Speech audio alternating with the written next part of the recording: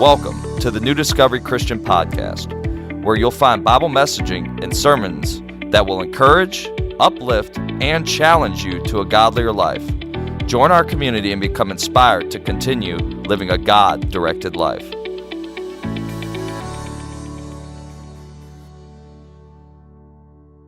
Welcome to the New Discovery Podcast. You're tuning in to the second part of becoming people of the book. Part 2, baby. Part 2. So again, just thank you for being here and, being a very patient and graceful audience with us and being new to the podcasting and, the talking about these subjects and on YouTube. But, all those platforms, no matter what you're on, do us a favor, hit a like if you enjoy it. Subscribe to us if you want to keep getting the content, the bell button. And if you want to make a comment about anything, if you see something you like, you can keep going with, or it's like something, hey, you want to be constructive criticism, shoot us a comment on YouTube or shoot us a review on iTunes and just let us know how we're doing. We'd really appreciate it, especially if you're really liking it. It just helps boost us up there and put the gospel just higher up with other people that are out there, like Dr. Phil or whoever's out there. Well, Dr. Phil going on. What about a little, what's that pastor's name out in Texas that we love? Mr. Joel Osteen. Little Joel Osteen, yeah. Boost us up a little bit, maybe closer to him or something. I don't know.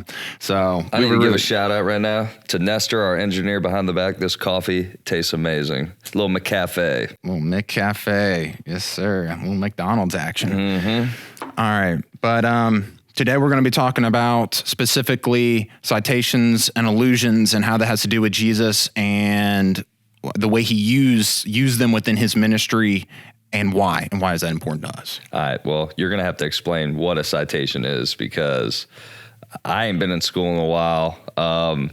When I think of a citation, I think about Citation Drive that my parents used to live on. So I don't know exactly what's going on with that. Can you give us a little explanation about what that thing is? Absolutely. Right. So a citation is so a citation is one thing, and then Jesus is specifically in the action of citing Scripture. So he is talking specifically about Deuteronomy or Isaiah, or usually it's been written is usually his sign or his word. He may not always say who it is, but he'll usually say it is written or something along those lines of letting you know, okay, I'm using the authority of the Old Testament Scriptures right here.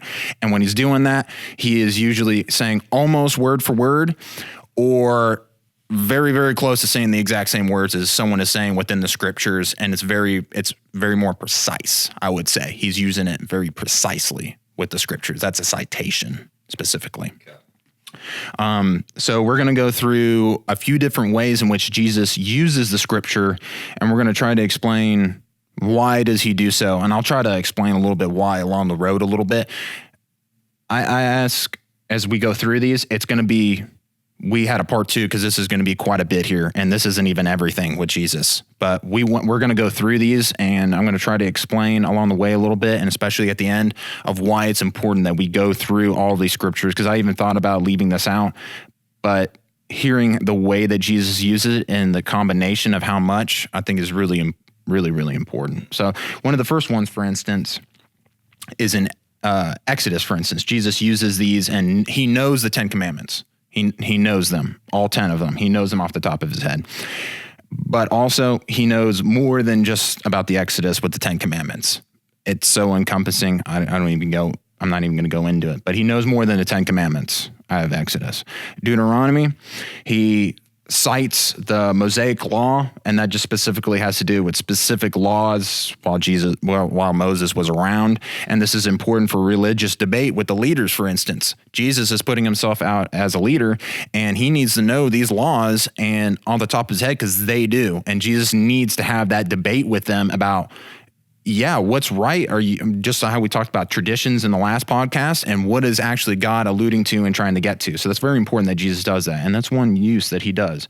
He identifies the greatest commandments. It's called the Shema, and that's in Deuteronomy 6, 4 through 6, and that follows again. And he talks about the second greatest commandment, but the first greatest commandment is within Deuteronomy, and he knows that. And he knows it's the greatest from his own reflections on the Scripture too. That's really important. Is that it doesn't say greatest commandment over the Shema. He absorbed scripture within himself over the years, and he understands the storyline and of what God is doing throughout these scriptures. So that's really important. We'll get to that too. But his knowledge also of the scriptures is context as well, because within the wilderness wandering of Jesus, his temptations, we've talked about this before with Satan. Jesus uses, actually, anyone could correct me, I'm pretty sure I'm correct on this. He uses all Deuteronomy to rebuke Satan. So he understands Deuteronomy. He's specifically using that to rebuke Satan within that temptations that he was within. And Satan even uses scripture, and he understands the context of scripture in Deuteronomy, specifically that book, because that's what he's using to counter Satan. So he understands those contexts within the scriptures. Isaiah, Jesus uses God's commission to Isaiah as people who are ever hearing but never understanding in one of his parables, for instance, and that's in Isaiah 6, 9 through 10, and Matthew 13, 14 through 15. Jesus uses that in one of his parables to explain why he's doing parables actually to begin with, is these people are hearing, but they're never understanding, though. So Jesus uses that. Believed Isaiah prophesied against the hypocritical leaders, and that's in Isaiah 29:13, of them being hypocritical, both the Pharisees and also the teachers of the law. He gets that from Isaiah. The prophets. So there's the major prophets, Isaiah and Jeremiah, and then there's the minor prophets, which kind of like everyone else. And within these, Jesus combines text from Isaiah. This is just the prophets in general. So he combines text from Isaiah and Jeremiah when he's in the temple and he's flipping over the tables, he's making the whip, and he says, this is a house of prayer. You made into a den of robbers. He actually combines two different scriptures, Isaiah and Jeremiah, and he understands the context so well. I mean, there he is. He's putting two scriptures together to explain what is happening before his eyes and in the current context. So that's also to be noted, is that Jesus has the ability to put those two together because he understands the content and context so well to describe the current situation and also to rebuke those people who are doing that within God's house of prayer, and it's become a den of robbers at the same time, and that reflects his actions right afterwards. And saying that, I believe they understood, the people he was telling that to in that synagogue that were making it the den of robbers. I think they knew those verses they knew those verses, so they understood where he was getting at with those statements. That's an important thing to mention too, as we're going through these and to explain what we're doing. We talked about how Jesus, as any young Jewish man, would understand the scriptures. It was a tradition for them to understand the scriptures. Now, he had a godly family. Just because you know scripture doesn't mean you have a godly family. But Jesus did have that as well, which helps with that knowledge and heart connection. That's a whole podcast in itself. But it filtered down to the heart, for sure. It wasn't just knowledge, which is what we get with the Pharisees. But he used that authority, like you're saying, of scripture, because they knew that was authority. So he's talking to people who understand scripture to explain it, because he knows they know it too. They're not unbelievers in using scripture, for instance. Doesn't make any sense to them. Yeah, that's a good note. That's a very good note. One thing that's really interesting is, out of all the books in the Bible and the citations and what he knew, he quotes out of the Psalms the most frequently between citations and allusions, and we'll talk about allusions here in a minute, but he does those the most frequently. And I think everyone should understand that. I think that's a big role in his life, was the Psalms. I'll just let that sit, because it's probably a whole podcast in itself talking about the Psalms and what that meant to Jesus. But that's important for everyone to know that it's not some blow-over book of how to pray.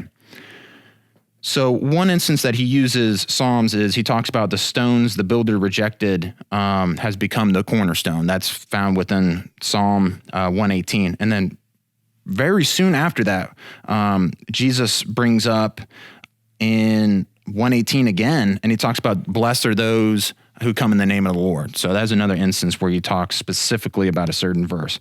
Twice he quotes from the cross and brings up, my God, why have you forsaken me? And that's within Psalm 22:1, for instance. So Jesus uses Psalms a lot.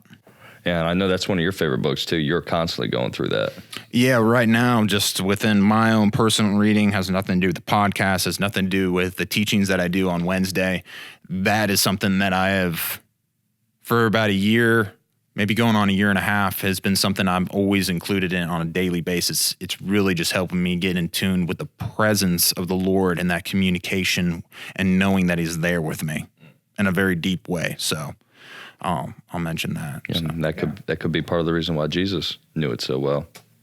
I think it's, you really learn how to interact with God and then vice versa with yourself within the Psalms in a way that the other parts of the scripture don't quite do that. I think that's one of the roles of it. Really trains you and helps you with that, I think.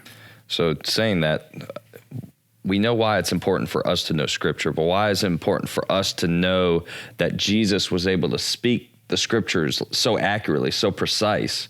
Why is it important for us to know that he was able to do that? I think there are certain situations, and you see this a lot with specifically when he's going over a very specific verse. He's being precise with his audience and what those scriptures say. I think there are certain moments where you need to know the exact precise thing to say with the scriptures and knowing the whole scriptures. And I think he used those in very specifically. For instance, if he's being rebuked or someone is testing him, he can make full use and say exactly what it says. And no one can say, well, that doesn't say that. So that's one situation. Really helped him out with teaching other people, making sure that he can use that as an authority source. And this bleeds over into the next conversation as well when we start talking about allusions, though. So, all right, everyone. Thank you for joining in on us with our discussion on citations with Jesus and how he used them within the scriptures. So we're going to be breaking it down into two parts.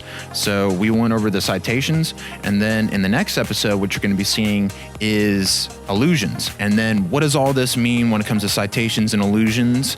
We'll be wrapping that up, and all three of these episodes in one. So join in next time, and we look forward to it. Thank you.